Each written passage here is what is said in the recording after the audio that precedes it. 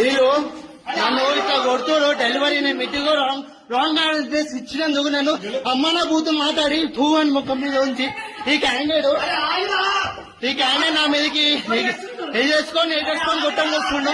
ముఖం మీద ఈ ఆంటీ ఏమో నా మీద ముఖం మీద ఉంచింది ఆంటీ. నేనేమో నన్ను గుట్టం చెప్పా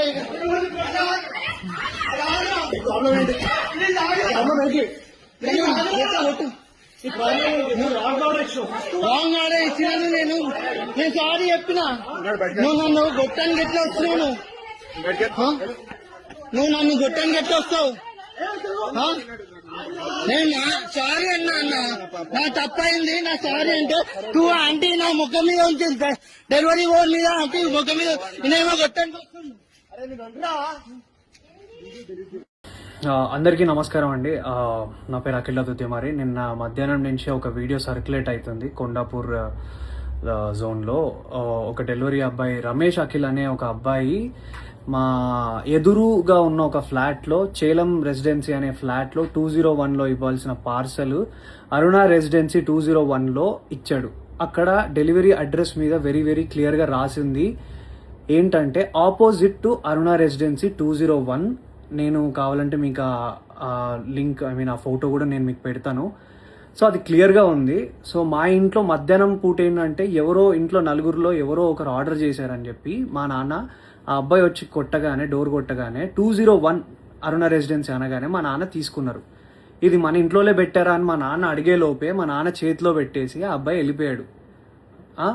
ఒక ఆర్డర్ డెలివరీ ఇచ్చే ముందు కన్ఫర్మేషన్ చేసుకోవాల్సిన అవసరం డెఫినెట్లీ ఉంటుంది అనేది నేను అనుకుంటున్నా. ఒక ఓటీపీయో లేకపోతే కాల్ చేసో లేకపోతే ఆ పేరేంటో కనుక్కొని క్రాస్ చెక్ చేసుకొని ఇది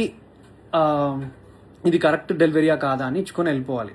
ఓకే, అబ్బాయి ఫస్ట్ ఒక తప్పు చేశాడు. ఓకే, రాంగ్ అడ్రస్ ఇచ్చేసి వెళ్ళిపోయాడు. మా ఇంట్లో తెలియకుండా మా అమ్మ తెలియకుండా ఆ కవర్ తీసి ఓపెన్ చేసి ఇంట్లో ఎవరు ఆర్డర్ చేసింది ఇది అసలు అని చెప్పి మా అమ్మ ఓపెన్ చేసింది, చూసింది. సరే ఇంట్లో ఎవరు ఆర్డర్ చేయలేదంటే అక్కడే పక్కన పెట్టేశాం.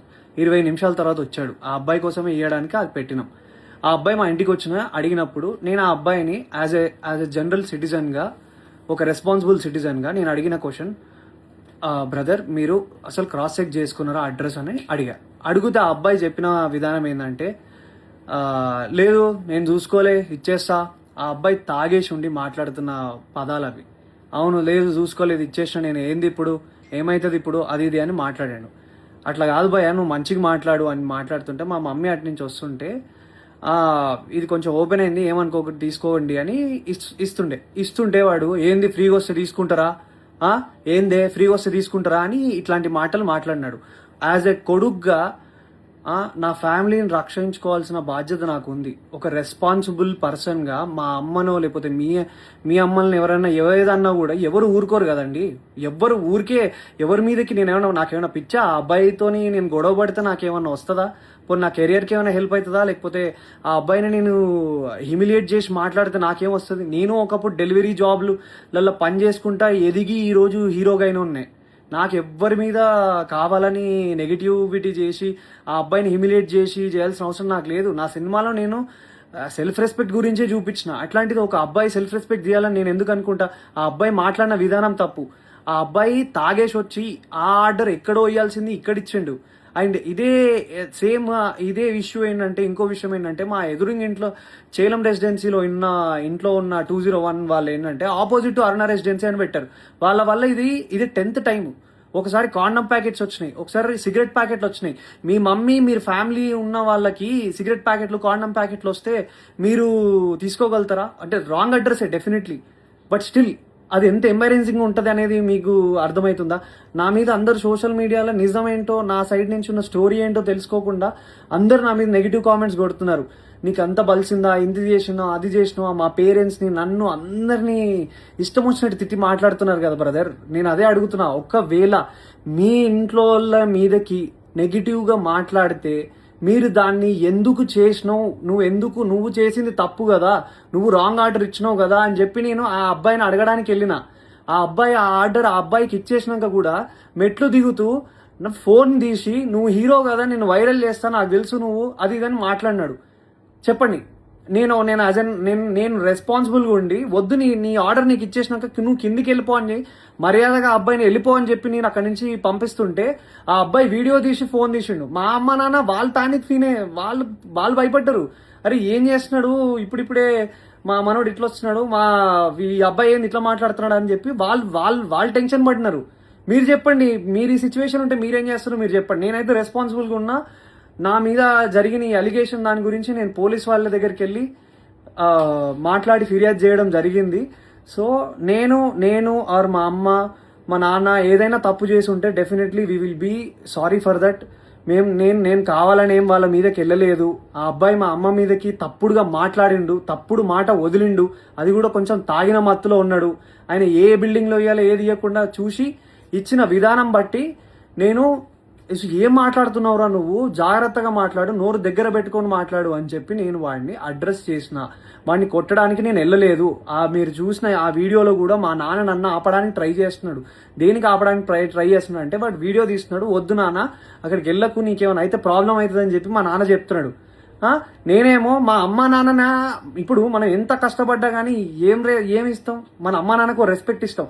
అట్లాంటిది ఏ సంబంధం లేని అసలు మా ఆర్డర్ కాని దానికి మా ఇంట్లోకి వచ్చి మళ్ళీ బై మిస్టేక్గా 20 నిమిషాల తర్వాత మళ్ళీ వచ్చి దానికి నేను ఆ అబ్బాయి వచ్చి ఇష్టం వచ్చినట్టు ఏందే ఫ్రీగా వస్తే తీసుకుంటావా అని మీ ఇంట్లో ఉన్న వాళ్ళని ఎవరినన్నా అంటే మీరు ఊరుకోగలుగుతారా బ్రదర్? మీరు చెప్పండి. నాకు నన్ను ఇన్ని మాట్లాడుతున్నారు కదా, I'm able to take it. నాకు ఓకే, నాకేం ప్రాబ్లం లేదు.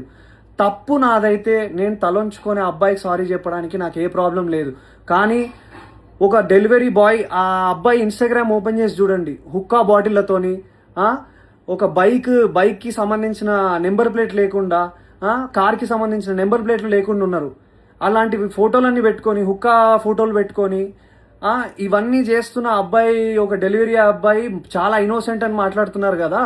ఆ అబ్బాయి తాగొచ్చిండో ఏం చేసి వచ్చిండో ఎవరికి తెలుస్తుంది? ఎవరు దాన్ని తీసుకురాగలుగుతారో చెప్పండి. నేను రెడీ ఉన్నా. మీరు ఏదంటే అది చేయడానికి నేను రెడీగా ఉన్నా అందరికీ. And once again I request all the media and every one people, నేను ఒక మధ్య తరగతి మిడిల్ క్లాస్ కుటుంబంలో నుంచి వచ్చిన అబ్బాయినే. నేను డెలివరీలు చేసుకొని బతికే వచ్చిన. అట్లాంటి మా అమ్మ మా నాన్న డెలివరీ అబ్బాయిలు వస్తే మజ్జిగిచ్చి పండ్లిచ్చి పంపించిన రోజులు కూడా ఉన్నాయి. మా అమ్మను ఒక మాట అన్నారు, అది తప్పు, అబ్సల్యూట్లీ తప్పు. అది అలా అనడం ఏది కూడా కరెక్ట్ కాదు. అండ్ ఒక సైడ్ డెలివరీ అబ్బాయి నా మీద ఊసింది, నా మీద అన్ని అలిగేషన్స్ చేస్తున్నారు కదా. సీసీటీవీ ఫుటేజ్ ఉంటుంది కదండి, ఆ సీసీటీవీ ఫుటేజ్ తీసుకోండి. అది కూడా చూసుకొని అప్పుడు మీరు మీడియాలో సర్క్యులేట్ చేయండి. అఖిల్ నిజంగా బలుపెక్కి కొట్టుకుంటున్నాడా అని అప్పుడు వేయండి సార్ మీరు స్టేట్మెంట్లు. అప్పుడు వేయండి సార్ మీరు ఇలాంటి మాటలన్నీ ట్విట్టర్లో మాట్లాడుతున్న ప్రతి మాటలు. ఇప్పుడు కాదు కదా సార్, ఇది తప్పు కదా. ఒక విషయాన్ని కరెక్ట్గా అది నిజమా కాదా అని తెలుసుకున్నాక ఒక ఆరోపణ వేయండి సార్. నేను 100% తప్పు చేస్తే నేను ఆరోపణ తీసుకోవడానికి నేను రెడీగా ఉన్నా. కానీ నేను తప్పు చేయకపోతే నా ఇన్స్టాగ్రామ్లో అండ్ నన్ను డిఫేమ్ చేయడానికి ట్రై చేస్తున్న అందరికీ ఏం ఆన్సర్ చేస్తారు సార్?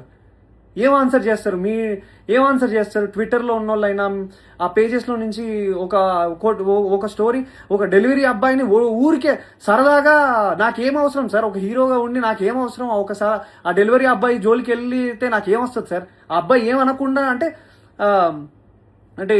నిప్పు లేదా పొగ వస్తుందా సార్? చెప్పండి, మీరే చెప్పండి సార్, నాకు అర్థం కావట్లేదు. ప్లీజ్ ఈ విషయాన్ని మీరు దయచేసి అందరూ అర్థం చేసుకోండి. నేను ఏ తప్పు చేయలేదు.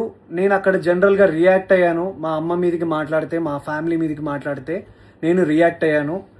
అది నేను ఒక హీరోగా ఉన్నాను కాబట్టి అది డెఫినెట్లీ అది తప్పే, నేను కూడా ఒప్పుకుంటున్నా.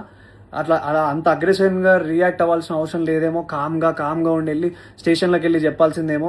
కానీ ఆ అబ్బాయి మా తాగిన మత్తులు ఇంకేదైనా చేస్తే ఎవరు సార్ రెస్పాన్సిబిలిటీ? సో నేను తీసుకోవాల్సి వచ్చింది. అండ్ ఆ అబ్బాయి క్లియర్గా బ్లాక్మెయిల్ చేస్తున్నాడు. నా వీడియో తీస్తా అని చెప్పి ఆ వీడియో పెట్టాడు. అండ్ ఇది నేను చెప్పాలనుకుంది ఇది సార్. ఇంకా మీ ఇష్టం. Thank you. జై హింద్.